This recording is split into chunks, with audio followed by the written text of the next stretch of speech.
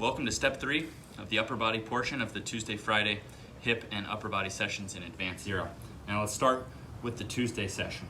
Notice I have a band, and now I'm training from home, but if I was at a gym, I would prefer a cable machine because it would do this exact same thing with measurable load.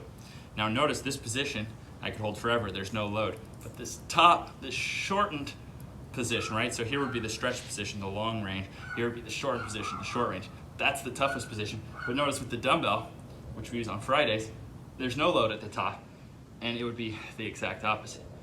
So that Tuesday session, we're basically training with our own body weight. We're not using additional loading. We're doing things with high repetitions, more for healing. So I like 1 to 2 sets of 25 reps.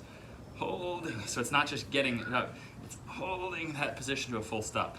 Boom. And then on Friday, notice, easy position.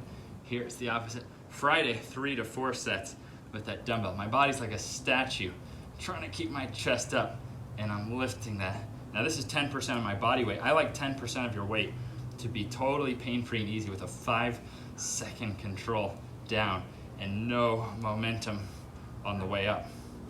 So, short range for healing, long range for bulletproofing, and we're able to combine these two fixed my shoulder pain from just lifting like a regular person, and in basketball from practicing in my position. I want an advantage to throw passes harder, one hand at a time, and so I really beat up my shoulders with that.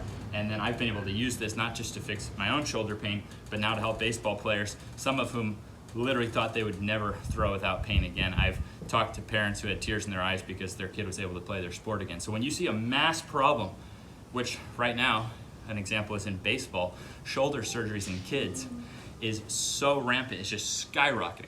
When I see a mass problem, I know the human body was not designed for shoulder surgeries. Doesn't mean it won't happen, doesn't mean there's not outliers, but it wasn't designed that so many of us are supposed to have shoulder pain and shoulder problems. So how have we deviated? Well, we've simply put, whether it's pushing like bench presses, push-ups, or throwing, we've put so much more attention internally versus how strong we are externally. So if you think about throwing something, I mean, you're literally, think about your body as a skeleton. When you throw like a baseball or something, you're trying to throw your shoulder out of the socket. So you kind of have a math equation there, much like we break down math equations for the knees, shins, all these things.